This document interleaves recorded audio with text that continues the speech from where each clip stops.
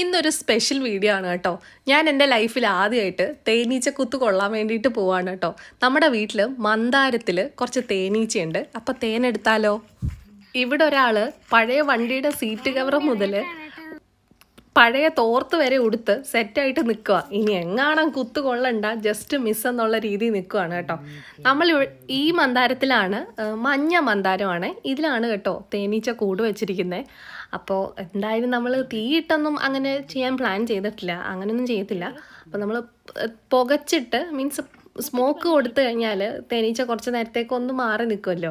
എന്തായാലും കുത്ത് കിട്ടും, ബാക്കി കണ്ടറിയാം എന്നുള്ള രീതിയിലാണ് ഞങ്ങൾ പോയി നിൽക്കുന്നത്. അപ്പോൾ കുറച്ച് ചപ്പും കുപ്പയൊക്കെ വെച്ചിട്ട് കുറച്ച് പച്ച ഇലയൊക്കെ വെട്ടി വെച്ചിട്ട് ഒന്ന് ഉണ്ടാക്കാം എന്ന് വിചാരിക്കുവാണേ.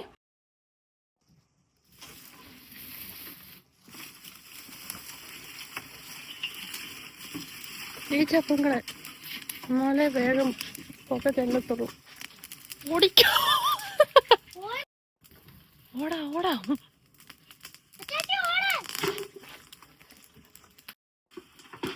അപ്പോൾ പരിപാടി ശുഭം. ആദ്യം തന്നെ അതെല്ലാം കൂടെ കയറി കത്തി കേട്ടോ. പിന്നെ ഞങ്ങൾ ഓടിയൊന്നുമില്ല, ഓടാൻ പ്ലാൻ ചെയ്തതേ ഉള്ളൂ കേട്ടോ.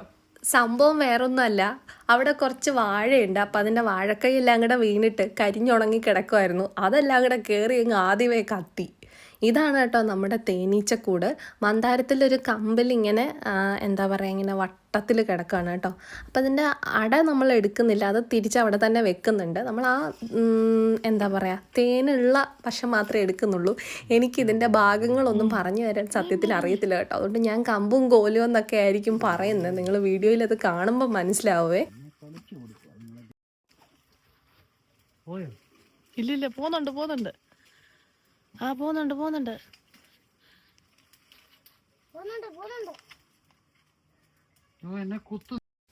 സത്യത്തിൽ ഇന്ന് ആർക്കെങ്കിലും ഒരാൾക്കെങ്കിലും കുത്ത് കിട്ടിയാൽ അതിന്റെ പൂർണ്ണ ഉത്തരവാദിത്തം എനിക്കാണ് കേട്ടോ. ഞാനാണ് ഇവരെ എല്ലാം കൂടെ ചാക്കിട്ടതേ ഇവിടെ കൊണ്ട് നിർത്തിയേക്കുന്നത്.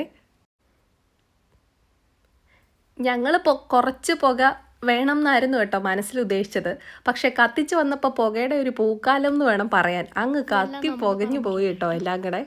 ഞാലിപ്പൂവൻ, ഇത് ഞാലിപ്പൂവനാണോ? കദളിക്കൊല എന്തോ കൊലയാ ഇത്? പൂവൻ. നമ്മുടെ പ്ലാൻ അങ്ങ് ചീറ്റിപ്പോയി കേട്ടോ. വർക്കൗട്ട് ആയില്ല.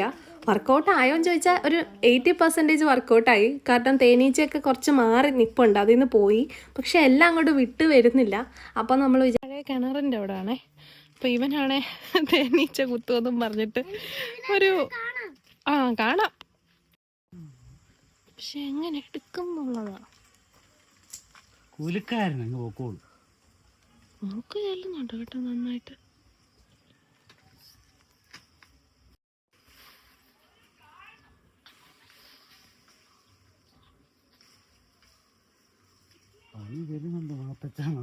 പണി വരുന്നുണ്ട് അവറാച്ച.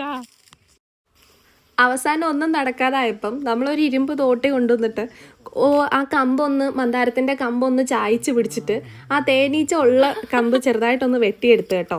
അപ്പം ഞാനിവിടെ ഈ പേരയുടെ ചോട്ടിൽ നമ്മൾ നിന്നപ്പം നല്ലൊരു പഴുത്ത പേരയ്ക്ക കിട്ടി കേട്ടോ.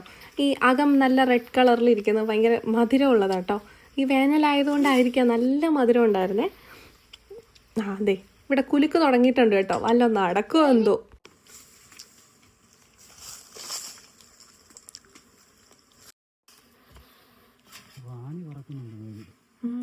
സൗണ്ട് കേൾക്കാല്ലേ? കുറേ വട്ടമൊക്കെ ഇട്ട് ഉലുത്തി കഴിഞ്ഞപ്പോൾ ദേ അതിൻ്റെ റാണി രാജാവൊക്കെ ഇറങ്ങി എന്നൊക്കെ ഇരുന്ന് പറയുന്നുണ്ട്. എനിക്ക് തോന്നുന്നു വലിയ മറ്റേ ഒരു തേനീച്ച കാണുമല്ലോ, അതായിരിക്കും ഇവരുടെ കൂട്ടത്തിലെ റാണി. പക്ഷെ എല്ലാം അവിടെ ഇങ്ങനെ ഒരു സൗണ്ട് മാത്രം കേൾക്കായിരുന്നു കേട്ടോ. ഭയങ്കരമായിട്ട് തേനീച്ച സ്പ്രെഡായിരുന്നു. പിന്നെ ആ സ്മോക്ക് അങ്ങനെ സ്പ്രെഡായി കിടക്കുന്നുണ്ട്. നമ്മളെ അറ്റാക്ക് ചെയ്തൊന്നും ഇല്ല കേട്ടോ. പിന്നെ എന്തായാലും ഞാൻ ഓടാൻ റെഡിയായിരുന്നു. ഞാൻ അതിൻ്റെ ഏകദേശം ഒരു അടുത്തൊക്കെ പോയി നിന്നെങ്കിലും ഓടാനായിരുന്നു ഞാൻ റെഡി ആയിട്ട് വന്നത്. എനിക്ക് തേൻ കിട്ടിയില്ല, കുഴപ്പമില്ലാതായി അവസാനം. ഇത് നമ്മുടെ പറമ്പിൽ കിണറിൻ്റെ സൈഡിലുള്ളതാണ് കേട്ടോ. ഒരു ഇലിമ്പിക്കപ്പുളി, ചിലിമ്പിക്കാന്ന് ഇടയ്ക്ക് അടുത്ത് പറയും, ചീമപ്പുളി എന്ന് പറയും. സംഭവം കണ്ടപ്പോൾ മനസ്സിലായല്ലോ. ഇത് വെച്ചിട്ട് ഞാനൊരു ഐറ്റം ഇൻസ്റ്റാഗ്രാമിലൊക്കെ ഇപ്പോൾ ഭയങ്കര വൈറലായിട്ട് നിൽക്കുമല്ലോ, അതൊന്ന് ട്രൈ ചെയ്യണം എന്നുണ്ട്. മേ ബി ഉടനെ ആ ഒരു വീഡിയോ അപ്ലോഡ് ചെയ്യുമായിരിക്കും ഞാൻ.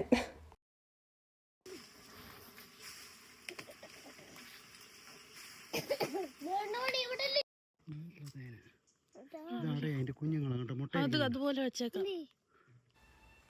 അവസാനം നമുക്ക് ആ തേനീച്ചയുടെ അട മാത്രം കിട്ടി കേട്ടോ. തേനുള്ള ഭാഗം ആ കൊമ്പിലും ഇരിപ്പുണ്ട്. എങ്ങനെ ഇരിക്കുന്നു? പക്ഷെ ഇതിൽ നിറയെ അതിന്റെ കുഞ്ഞുങ്ങളൊക്കെ ഉള്ള ഒരു സംഭവമാണെന്നാണ് പറഞ്ഞത്. ഇത് നമ്മൾ അതുപോലെ തന്നെ പ്രിസർവ് ചെയ്ത് അവിടെ വെക്കാനാണ്, അതിൽ തന്നെ സെറ്റ് ചെയ്ത് വെക്കാനാണ് പ്ലാന്.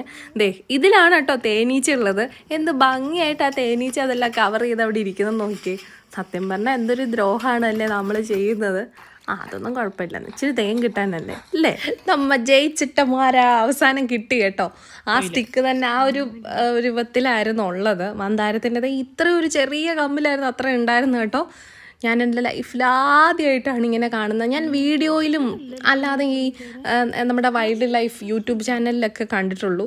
ആദ്യമായിട്ടാണ് ഇങ്ങനെ ഒരു തേനീച്ചയുടെ ഒരു അട ഇങ്ങനെ അതിൽ നിന്ന് തന്നെ ടേസ്റ്റ് ചെയ്തത് കഴിക്കുന്നതൊക്കെ. ഭയങ്കര തല ചെക്കടിച്ച് തോന്നുന്ന മധുരമായിരുന്നു കേട്ടോ. ഭയങ്കര മധുരം. ആദ്യം ഇങ്ങനെ വന്ന തേൻ ഭയങ്കര പ്യുവറായിട്ടുള്ള കളറിലായിരുന്നേ. മോനെ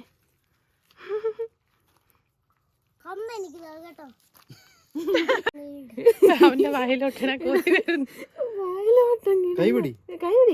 കൈപിടിയടാ, ഈച്ചയൊന്നും കുത്തത്തില്ല.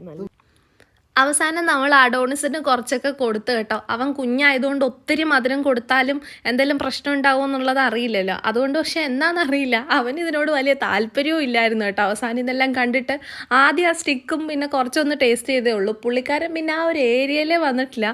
ഇനി കിറുങ്ങിയിട്ടാണോ എന്നറിയില്ല കേട്ടോ. എനിക്ക് തന്നെ ഭയങ്കര മധുരമായിട്ടാണ് തോന്നിയത്. ഇങ്ങനെ എന്താ പറയുക, നമ്മുടെ നെഞ്ചാങ്കൂടൊക്കെ വരെ മധുരിക്കുന്ന പോലെ തോന്നി. അതുപോലെ മധുരമാണ് കേട്ടോ. നമ്മൾ സാധാരണ ഹണിയൊക്കെ കടയിൽ നിന്ന് നമ്മൾ അങ്ങനെയൊന്നും അല്ല, ഇതിന് ഭയങ്കര മധുരം, ഭയങ്കര ഒത്തൻറ്റിക് ആയിട്ടുള്ളൊരു ഫ്ലേവറും ഒരു അരോമയൊക്കെ ഉണ്ട് കേട്ടോ.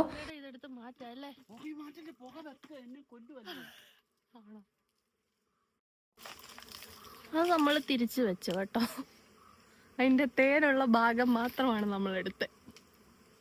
ഞാൻ എൻ്റെ ലൈഫിൽ ആദ്യമായിട്ട് എക്സ്പീരിയൻസ് ചെയ്യും കേട്ടോ തേനി.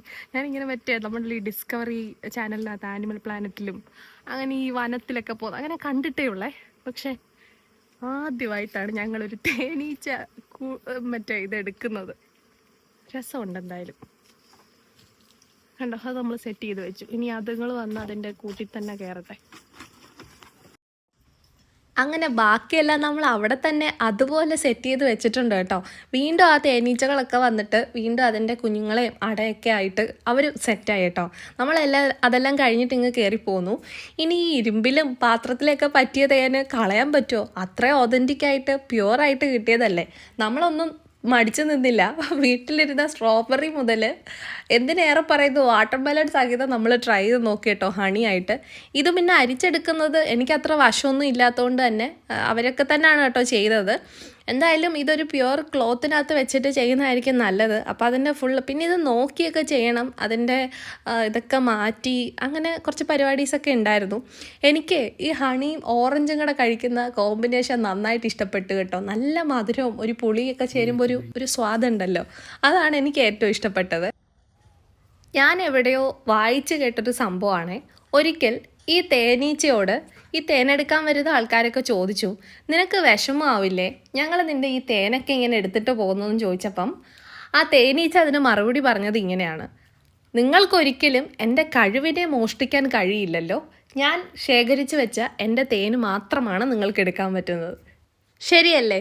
തേനീച്ച തേൻ ശേഖരിക്കുന്ന അതിൻ്റെ കഴിവിനെ മനുഷ്യർക്കൊരിക്കലും കീഴ്പ്പെടുത്താൻ പറ്റില്ലല്ലോ. സത്യമല്ലേ? എനിവേ, ഞങ്ങൾക്ക് നല്ല ക്വാളിറ്റിയുള്ള കുറച്ച് തേൻ കിട്ടി. എനിക്കും സന്തോഷമായി. പഴയ തേനീച്ചകളെയൊക്കെ തന്നെ നമ്മളവിടെ വീണ്ടും സെറ്റാക്കിയിട്ടുണ്ട്. അപ്പോൾ ഈ വീഡിയോ ഇത്രയേ ഉള്ളൂ. നമുക്ക് വൈൻഡപ്പ് ചെയ്യാൻ സമയമായി. നിങ്ങൾക്ക് എൻ്റെ വീഡിയോസൊക്കെ ഇഷ്ടപ്പെടുന്നുണ്ടെങ്കിൽ ലൈക്ക് ചെയ്യാനും ഷെയർ ചെയ്യാനും മറക്കല്ലേ. So by.